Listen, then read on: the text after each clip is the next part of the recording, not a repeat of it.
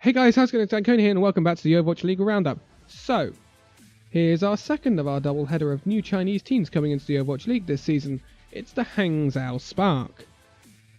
This, possibly, is the team with the best colour scheme. Pink, blue and white. Remember that meme with Reaper in the dress? Yeah, you can get a pink Reaper now, so I suggest you go and check Pink Reaper out on the PTR. Anyway, Hangzhou Spark are a new team for this Overwatch League Season 2. They're owned by Bilibili, a leading online entertainment company in China. Again, caused a bit of controversy. They're well known for their videos and live broadcasting. Interesting. They have 10 players. Very interesting as well. But let's look at their organisation. There's only 3 of them. We've got Mask as a head coach, we've got Supreme as assistant coach, both Korean, and then we have the Chinese assistant coach, Yin Dong. A very small back room. Interesting. Seems like they've pumped a lot of their resources into their team right now. Anyway, talking of their team, we have 2 tanks. Very interesting. Two main tanks. I like the balance of this Hangzhou team. Very balanced. I like the spread of DPS support and tank and flex in this team. It's very, very good. But the first person we're going to look at is a name you might know from the Overwatch World Cup this year. He is Chinese. He's Gu Shui.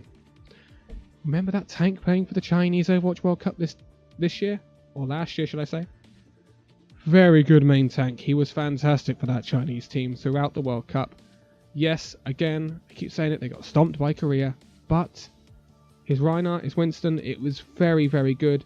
I expected him to be picked up by an Overwatch League team. That has happened. A brilliant signing. Can't argue with that. Played for LGD Gaming in Contenders China. Came second. Can't argue with that either.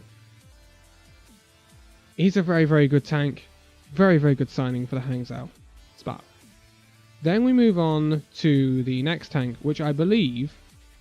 This is where it gets interesting. He is Korean, he's No Smite.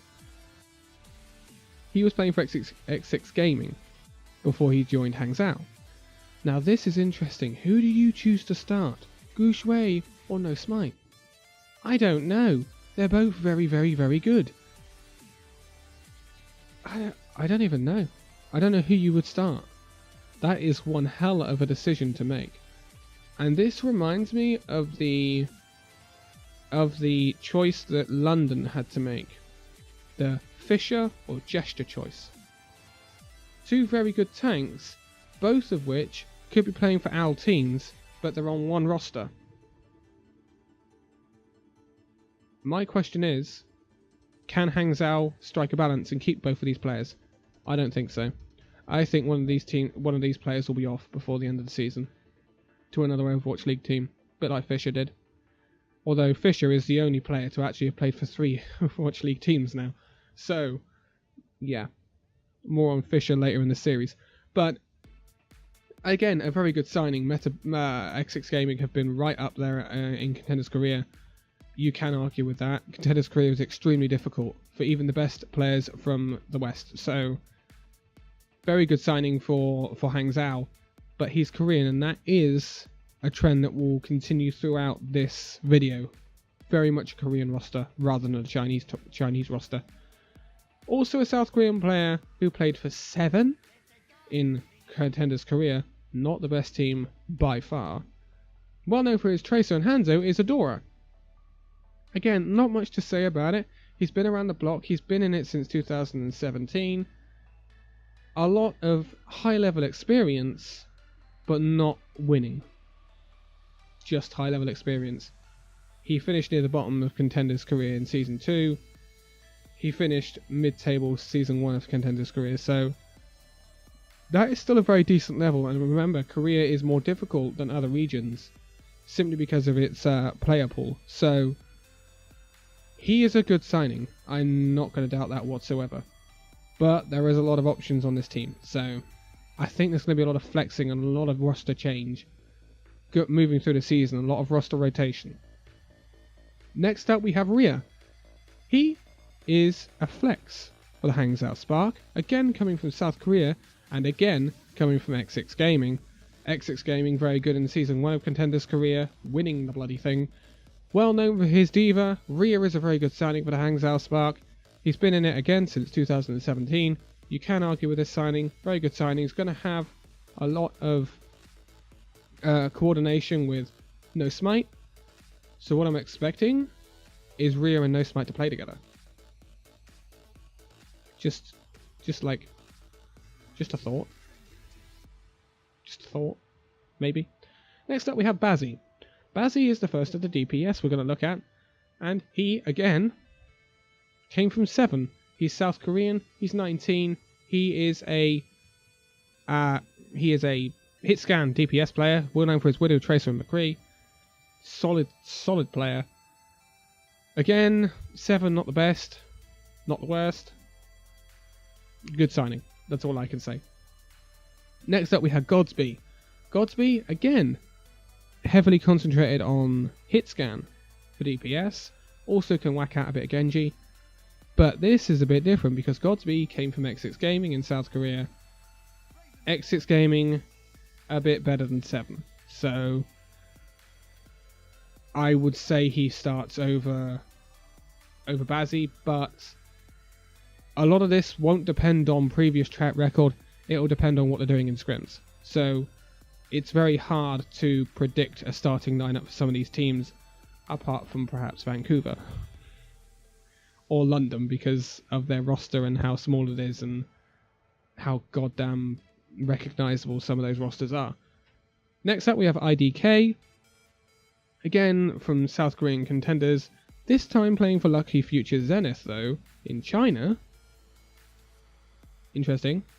Perhaps not good enough for South Korean contenders. But Lucky Future Zenith are right at the top of the game in Contenders China, sorry. They've been winning it. They won it in Season 1, they won it in Season 2. Right at the top of his game. He is a support. He likes his players Lucio. Again, this is a very good signing for Hangzhou Spark. Another plus is he has played his days in China, but he is South Korean, so there is that he is like a bridge between the 2 Chinese players on this roster and the rest of them who are Korean. There is a slight difference in the language, so he can knit that together. He's a very good player, very good signing for the Hangzhou Spark. Next up we have Revenge. Revenge is a South Korean player. He likes his Zenyatta and his Ana, again from 7 in Contender's career.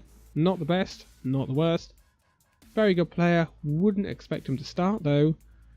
And the next player we have up is an interesting one. This is Crystal, the other Chinese player on this roster. Playing for the Chinese Overwatch World Cup team this year. We know Crystal's very good. He is actually a DPS. He likes his Genji, McCree and Tracer. Very similar hero pools for all these DPS, which is interesting. I haven't seen a Pharah pop up yet, but one of these guys, I think Crystal did actually pull out a Pharah in the World Cup, so that should be pretty interesting. He's been playing for T1W in China. Again, they've been pretty decent. Not quite as good as Lucky Future Zenith have, but he is a very good player. Did very well for the Overwatch World Cup Chinese squad. I would expect him to be in the Overwatch League for a while. And the last player we have is Bebe. Back to a South Korea again, coming from X6 Gaming again. Zenyatta and Ana, he is a support player. He is a very good signing. I'm not going to go on about X6 again because in the past 2 videos we've been talking a lot about X6 Gaming. Basically, their whole roster is now in the Overwatch League across different teams. But again, this squad, very good. Very, very good. And this is the difference between Hangzhou Spark and the Guangzhou Charge. Guangzhou Charge will take more knitting together and more scrim time and more time to understand each other than Hangzhou will. Because Hangzhou, a lot of these players are Korean, a lot of these players have been playing in the same tournament. Most of them have actually been playing on the same team. So they already have that chemistry. Whereas Guangzhou, their DPS lineup is... Well, their DPS lineup are all different nationalities. So there's that bit of understanding that needs to be developed between them before they can reach their potential, is what I would say. But Hangzhou, on paper, have the easiest match to start off their Overwatch League campaign, and that's against Shanghai. But I don't think that'll be an easy match, because Shanghai are not what we remember anymore, and Shanghai could actually be quite a revelation this season. I certainly don't expect them to finish bottom of the league again. I reckon that could be one of our new teams, but that's much, much later on. Hangzhou, this is a really decent roster. A roster that could do deceptively well. I really think this is a squad that can push for playoffs. I don't think they can quite challenge the likes of London, New York Excelsior, Philadelphia, and I'm going to throw Vancouver in there. And the reason I'm going to throw Vancouver in there is you'll see that in the videos. You'll see that in the Vancouver video, but Vancouver, spoilers, are the best team on paper that have come into the Overwatch League this season. But more on Vancouver later, because I'm saying a lot about Vancouver recently, but they're kind of the benchmark for all the new teams, because Vancouver are possibly the best. But this Hangzhou Spark team have, again, a lot of potential. I can't wait to see what they do. They could be a revelation this season, this Hangzhou team. I'd like to see them do well. And honestly, I think they are better slightly than Guangzhou. Definitely a playoff team. Could they be better than that? Yes. Will they be better than that? I don't know. But that's it for this one. The next few videos are going to be of original Overwatch League teams. Because the next few teams we're talking about... Oh, we're talking about Houston, London, and the two LAs, and New York. And then we've got Paris after that. So the next 5 videos are going to be about the original teams. Then we're going to get to Paris. It's going in alphabetical order, so you can work it out from there. We won't be doing the triple bill at the end is Toronto Defiant, Vancouver Titans, and Washington Justice.